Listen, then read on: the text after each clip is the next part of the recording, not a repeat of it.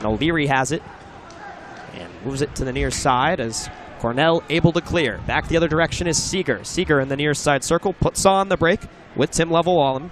Seeger moving up for Stanley with the shot. Saved by Septenfelter. The rebound. They score. Nick DeSantis was there to clean it up. And Colgate strikes first. Yeah, no one picked up DeSantis on the far side there, and Septenfelter made a great first save, but just didn't have the time to get over and get back into position to make the second save on DeSantis. Puck found the back of the net on the backhand. Second goal of the season and the weekend for Nick DeSantis. He had 9 goals last season for the Big Red, and will go home this weekend with at least 2 on the year. So Cornell strikes first with just over 7 minutes to go. Assist will go to Stanley and Seeger. Still loose behind the net. Septenfelter hovering that left post, and Tim Level will come away with it. Peel back for a second to create some space. 5 minutes to go in this first period. Cornell leads Arizona State 1-0 with the goal from DeSantis. It's Alex Young taking off the puck, and here comes Cornell the other way. Here comes Seeger.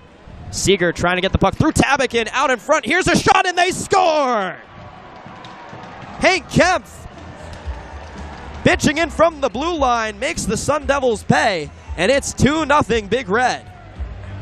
Yeah, Kempf really had room to skate into this puck, and he got all of it to rocket it past Septenfelter. There were a couple of bodies in front that perhaps took away a little bit of the vision that Septenfelter had, but all in all, it was just a straight, hard shot, top shelf, and right over the shoulder of Septenfelter. Hank Kempf will get his first goal of the season. The second Cornell defenseman to score this weekend. And he came in from the point, had an opportunity in that far side circle, and buried it past Septenfelter. And all of a sudden, ASU is down 2-0 to Cornell for a third consecutive time. She might strike back. Exactly, and if it goes the same way that it did the first 2 games, it wasn't a quick comeback for Arizona State either. Both times when they tied the game, they tied it in the third period. The first game that they played back on December 30th, they tied it in the first minute of the third period, about 35 seconds in. Last game, they tied it a little bit closer to the end, about 6 minutes into the period. So there's still plenty of game to play, and as long as Arizona State is able to keep the foot on the gas and continue to have pressure towards the net as they have, they're going to be able to potentially make that same comeback. And you think about that Omaha game last Saturday in the Desert Hockey Classic Championship. They went down 1-0 early in that first period. Took them until the third to get the game tied. They went on to win that one in overtime as period 2 underway here from Mullett Arena, as Cornell will win the opening draw and dump in behind the net of TJ Septenfelter. Murchison will move to O'Reilly, not able to connect. And here in the near circle is a shot, and they score! An impossible angle shot, and Cornell takes a 3-0 lead after the shot from Ben Robertson, who's got his second goal of the weekend. He had the game winner last night, and 14 seconds into period number 2, he gets another one by Septenfelter. What a shot, Grace. It was an absolutely fantastic shot, and it kind of took what seemed the entirety of the Arizona State team by surprise. No one was expecting him to take that shot from that angle, and unfortunately, Septenfelter just not able to hug his post close enough, and that just squeaked right through. As he went short side on Septenfelter, was trying to get to the near side post. That is a tough place to get it, and Ben Robertson is able to do so. So Cornell now up 3-0 against this Arizona State team. They've been down 2-0 before against this team, never 3. As here's Brian Chambers, and he sends one over the net. Stellar backup when Septenfelter has been so good and so solid this year, but when called on, Gibson has been absolutely fantastic between the pipes. In his 4 games played, he's only allowed 8 goals, but he's made 92 saves. So his 190 goals against average and his 920 save percentage have put him up with some of the top goaltenders in the NCAA. Michael Suda just sent to the penalty box. He gets a penalty, so ASU will head on the power play, a chance to get back into this game. Tim Level at the blue line for Copperroot, who sets up shot in that near side circle, and it's cleared. ASU 0 for 1 in the game on the power play. Had one chance last night, could not convert on that one. Suda to the box for slashing. As Copperroot missed that pass to Grattan. ASU just trying to set something up. You're 30 seconds into the power play. On the top power plays in the nation, second most power play goals in the country, and Copperroot, as a single skater, has more than anybody else with 6. And Tim Level not able to get that puck. A race for it is won by Cornell. Benny shoots it, a save by Gibson Homer.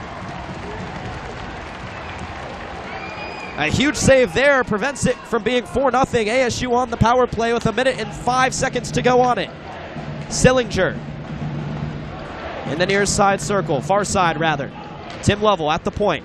Level shoots, tipped down in front. Copperroot trying to get to it, and he's cut off as Level will keep it in at the blue line. Level trying to make some space, gets it to Copperroot, who'll walk the blue line. Copperroot with a shot, blocked in front, never made it through. And a battle for the puck taken to the boards. And it's cleared. Cornell may have a 2-on-1 the other way if they want it. Robertson gonna shoot, and a blocker save by Gibson Homer. So Robertson will stay with it and send it all the way out for Kempf as they're able to kill some time off this power play. Just 20 seconds to go on it for ASU. Here comes Cornell again, another save by Homer, and the rebound try just skips wide. 10 seconds to go on the power play for ASU. They've given up 2 shorthanded chances and not able to get in on this one as well. Here comes O'Leary as power play time expires. O'Leary is met by Homer. Gibson Homer coming up strong so far, but ASU couldn't get anything going on that power play, Grace. If ASU does manage to make this comeback, remember those 4 stops by Gibson Homer over there, because they were just great positional saves. Tim Level at center ice. 53 seconds to go on the 5-on-3 for the Sun Devils. Tim Level slows up at the blue line. He straight skates in the near side circle. Tim Level for Sillinger. Sillinger down low. Charlie Shane. Here's Level. One-timer! They score! Who else but Copperroot? And it's 3-1. As Arizona State on the board in this one. Well, there finally is the response from the big guys that Arizona State has been looking for the past couple of games. As we talked so much about that bottom 6, they were finally able to connect with a pass across the ice, and that one-timer from Copperroot from a sharp angle was able to just... Shane didn't have a chance to make that save at all, just based off of how fantastic Arizona State was with passing the puck. As Matthew Copperroot was his 11th power play goal of the season. His right skate was on the red line. An incredible angle. It makes it 3-1, and now still 1 minute and 19 seconds left in power play time as ASU with a chance to make this a 1-goal game. So we're just about halfway through period number 3. Try to get the extra attacker on. It's going to be Shane followed by Grattan. As Cornell able to clear, comes back out to center ice, and down goes Level, not able to make the stop, and the empty netter is knocked in by Ryan Walsh. Puts Cornell up 4-1, and that's just about gonna do it with a 3-goal lead under 3 minutes to go for Cornell. Trying to go for the sweep here at Mullett Arena.